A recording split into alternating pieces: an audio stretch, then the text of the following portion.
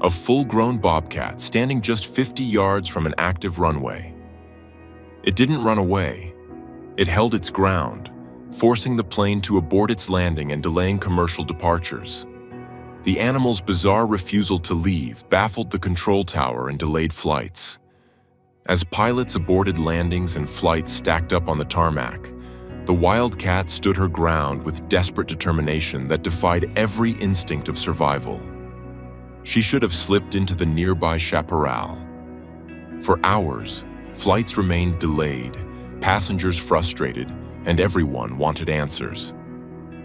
But beneath the confusion and chaos, something far more urgent was unfolding. Before we start, hit the like button and make sure to subscribe if you haven't, and hit that notification bell so that you won't miss any new stories. Frank Johnson gripped the worn steering wheel of his Ford F-150 operations truck, the vinyl cool against his palms in the pre-dawn chill. At 62, Frank had seen just about everything Prescott Regional Airport had to offer. He'd seen summer monsoons turn the tarmac into a shallow lake inside of 10 minutes. He'd seen a microburst flip a parked Cessna like a child's toy. He'd seen coyotes, javelinas, and on one memorable Tuesday, a bewildered-looking antelope. But this morning was quiet. The sky over the Bradshaw Mountains was a pale, promising stripe of periwinkle, and the high desert air smelled of dust and creosote. Frank took a sip of lukewarm coffee from his battered silver thermos. It was the same thermos his wife, Eleanor, had bought him 20 years ago. She'd been gone for 3, but the thermos remained, a dented stainless steel repository of memory. "Morning, Frank," a voice crackled over the radio, pulling him from his thoughts. It was Sarah, up in the tower, her voice always a little too chipper for 5:30 a.m. "Morning, tower," Frank grunted, keying the mic. "Runway 3 right visual check, looks good, all clear." "Roger that, ops. We've got a private bird, a Cessna 421 on a 10-mile final. Commercial departures start in 40. "Copy, just making my perimeter run." Frank loved this part of the day. The airport was still asleep, a concrete giant waiting for the sun to wake it. His job was to check the fences, scan the runways for FOD, foreign object debris, and make sure the only things using the airfield were airplanes. He turned the truck onto taxiway Bravo, his amber beacons painting slow, lazy circles on the asphalt. And then he saw it. It wasn't a coyote, which would have been loping and gangly. It wasn't a fox, which would have been low and quick. This was elegant. It moved with a fluid, muscular grace, padding silently across the infield grass separating the taxiway from the main runway. It was tawny, spotted, and had a short, bobbed tail. "Well, I'll be," Frank whispered. He grabbed his binoculars from the dash. The cat stopped, lifting its head to sniff the air. It was a bobcat, a mature female, healthy and alert. She was beautiful, the absolute picture of the wild chaparral that surrounded them. And she was standing 50 yards from an active runway. Frank grabbed his radio. "Tower, operations." "Hold on, Sarah, I've got eyes on wildlife. Appears to be a bobcat, infield, moving parallel to 3 right. Sarah's voice lost its cheer immediately. "Confirm, Bobcat?" "Ops, that Cessna is on a 3-mile final. Can you clear the animal?" "Working on it," Frank said, his knuckles white on the wheel. This was the part of the job he hated. He hit a switch, and the truck's speakers erupted with a series of piercing shrieks and predatory bird calls. The official, pre-recorded wildlife hazing sounds. The bobcat's ears flattened. She crouched low, her amber eyes fixed on the truck. "Tower, she's not moving," Frank reported. "She's just staring at me." "She can't stay there, Frank." That Cessna is at 800 feet. I'm ordering a go-around. Stand by. Frank winced. A go-around was expensive, annoying, and it started a cascade of paperwork. He heard the whine of the Cessna's engines as the pilot aborted the landing, pouring on power to climb back into the sky. "Okay, Frank, he's clear, but you have to get her off that field," Sarah said, the stress sharp in her voice. "The first American Eagle flight is boarding." "I'm on it, Tower." Frank shifted the truck into drive and aimed it at the cat. He flipped on the air horn. Baronk! The sound shattered the morning peace. The Bobcat flinched, a violent shudder passing through her body. She sprinted, not toward the perimeter fence and the safety of the scrubland beyond, but along the runway, her paws throwing up little clouds of dust. "She's running south toward the end of the runway," Frank yelled into the mic, frustrated. "Come on, girl, wrong way." He sped up, keeping the truck between her and the runway. He blasted the horn again. The cat was fast, but she was in a panic. She looked left, then right, trapped between the noise and the vast open pavement. Frank felt a sharp pang of something. Guilt, maybe. She was terrified. He was terrorizing her. "Just go, honey, get out of here," he muttered, easing off the horn. As if she'd heard him, the Bobcat suddenly veered hard to the east. She shot past a blue taxiway sign and disappeared. Frank slammed on the brakes, the truck skidding slightly. Where'd she go? He pulled up to where he'd last seen her. Nothing. Just grass and a concrete headwall. Then he saw it. The dark, circular mouth of a 36-inch culvert pipe that ran under the taxiway and out past the perimeter fence. "Ah, hell," Frank sighed. He keyed the mic. "Tower operations. The animal is contained. She's gone into culvert pipe 7B, east side of the field." "Contained?" Sarah sounded skeptical. "Can you confirm she's exited the airfield?" "Negative. She's in the pipe, but she's off the runway. The area is clear." "Roger. Stand by." For the next 38 minutes, Frank's quiet morning turned into a bureaucratic headache. He had to perform a full FOD sweep of the runway, driving slowly, scanning for any pebble or scrap the cat might have dislodged. He found nothing. The tower issued a notum, a notice to airmen, warning all pilots of wildlife activity in the vicinity of Culvert 7B. 3 commercial flights were delayed on the ground, their passengers staring out the windows, wondering what the holdup was. Finally, at 6:15 a.m., normal operations resumed. The Cessna 421 landed safely, its pilot audibly grumpy over the radio. The American Eagle flight took off, roaring into the brightening sky.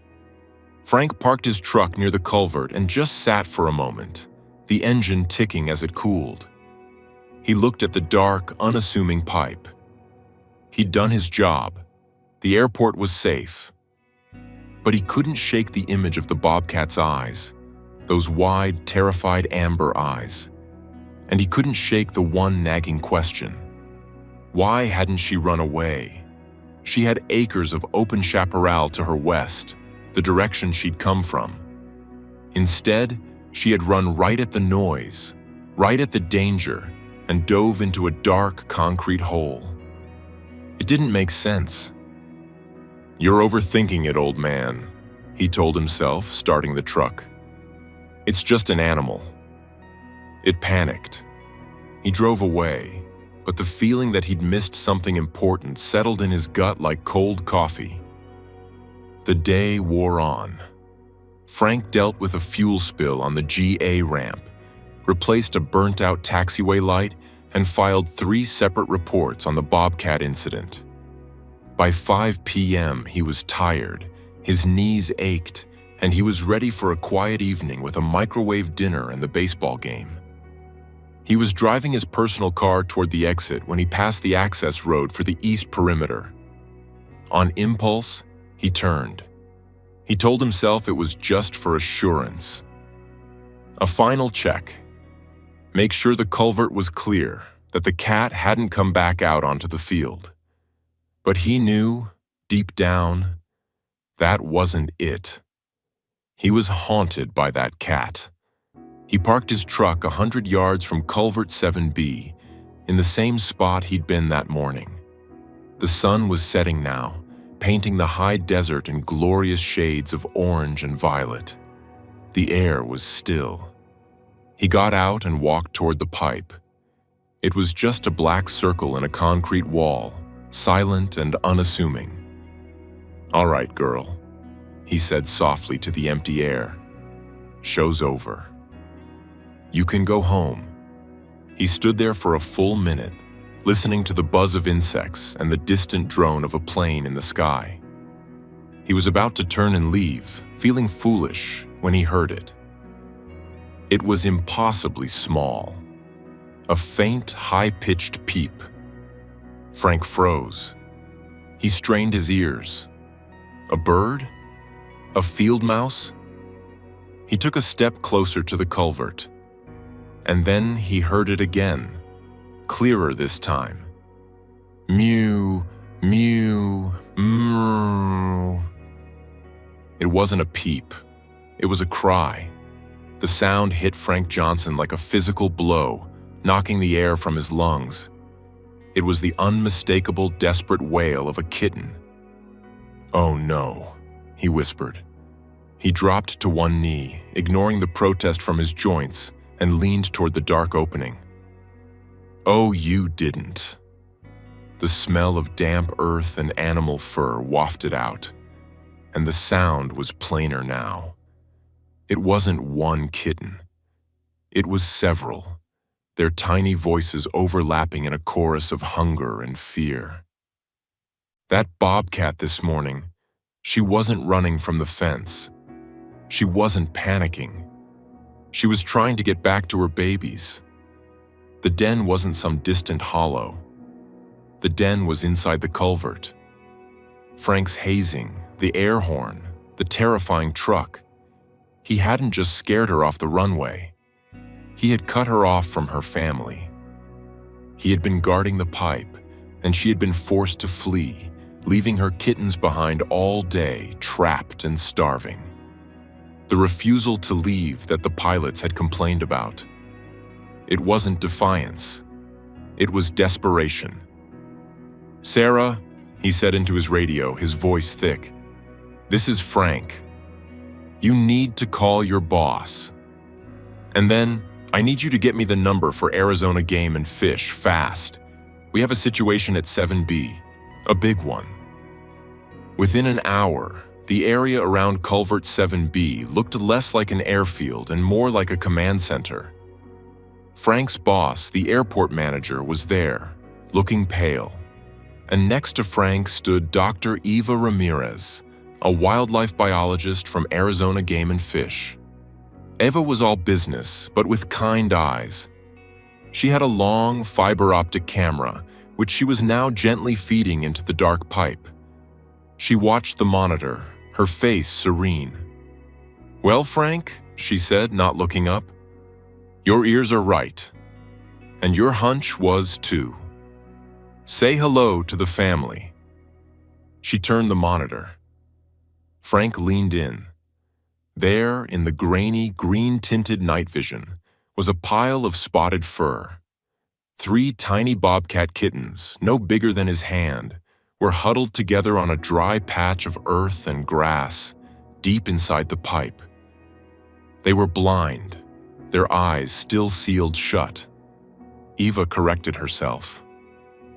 Not 6 weeks. Maybe 6 days. They are brand new. Frank's heart felt like it was breaking. "All day," he murmured. "They've been alone all day. Because of me. Now stop that, Eva said gently, retracting the scope. You were doing your job, Frank.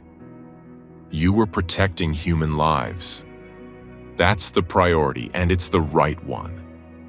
The mother chose a terrible spot for a den. A marvel of engineering, sure. It's dry, it's safe from coyotes, but awful neighbors. So what do we do? The airport manager asked, wringing his hands.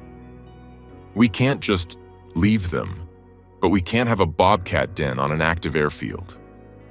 We absolutely cannot, Eva agreed, and we can't go in.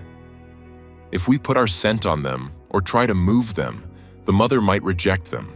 Or worse, she'll try to fight us and she'll lose. So we're stuck, Frank said. No, Eva smiled. We're not. The mother is smart. She's been out there all day in the chaparral watching. I guarantee it. She's just waiting for the big metal monsters to leave. We're not going to haze her. We're going to help her. The new plan was the opposite of the morning's aggression. It was a plan of patience and trust. Following Eva's instructions, Frank and his team set up what she called a staging area. They found the other end of the culvert pipe, the one that exited safely into the scrubland outside the perimeter fence. Just beyond the opening, they placed a large, new plastic den box, lining it with dry grass. It's a hope box, Eva explained. We're giving her a safe, dark, quiet place to move to. They backed away, setting up a single battery-powered trail camera aimed at the culvert exit. Frank and Eva then drove back to his truck, parking it 200 yards away, lights off, engine off. And they waited. The sun was completely gone. The airfield was a sea of blue and white lights. But out here, there was only the sound of the crickets. She'll come, Eva said, her voice a comforting presence in the dark cab. How do you know? Frank asked. He was staring at the trail cam feed on his phone. A mother's instinct is the strongest force on this planet, Frank. It's stronger than concrete, stronger than fear. She knows where they are. She'll come. They sat in silence. Frank thought about Eleanor. She had been a volunteer at the local wildlife center. She'd had a way with broken things, wounded birds, stray cats, grieving husbands.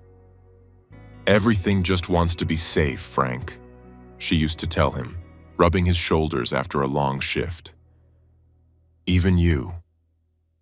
He looked at the dark screen. She would have loved this, he said, his voice quiet. Your wife? Eva asked. Frank nodded. She always said I saw the airport as concrete and rules. She saw it as 300 acres of wild desert we just happened to build on. Guess she was right.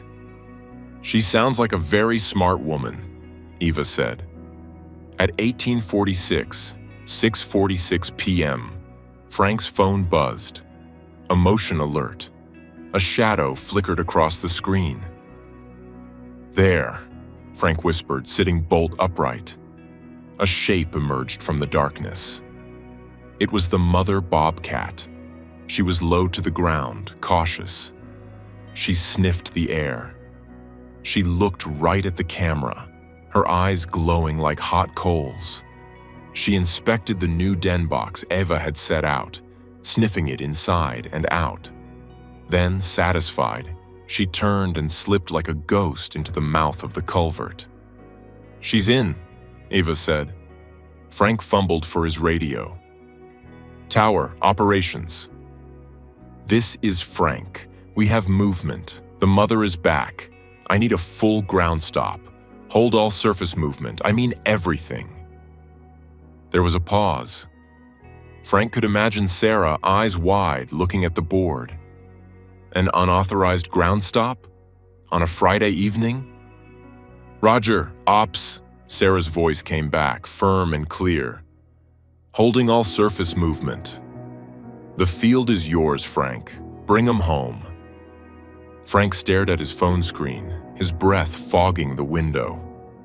It felt like an eternity. Then, she reappeared. Clamped gently but firmly in her jaws was the first tiny spotted kitten. It dangled, limp and trusting. The mother moved with purpose. She carried her baby straight to the new den box, disappeared inside for a moment, and then re-emerged, alone. Without a second's hesitation, she bolted back into the culvert. "One," Frank breathed. 2 minutes later, she was back with the second kitten. Same routine. Straight to the box, tuck it in, back into the pipe. 2. Frank realized his cheeks were wet. He angrily wiped a tear from his eye, embarrassed. Eva, beside him, was smiling, but she never took her eyes off the feed. When the mother bobcat returned for the third and final kitten, she seemed to exhaust all her remaining patience. She sprinted from the pipe, deposited the last of her family, and then did something that made Frank's heart stop. She didn't just run off. She emerged from the den box and stood at the edge of the chaparral, just at the line where the wildland met the airport's neatly mown grass. She turned her head. She looked back, across the dark expanse, in the exact direction of Frank's hidden truck.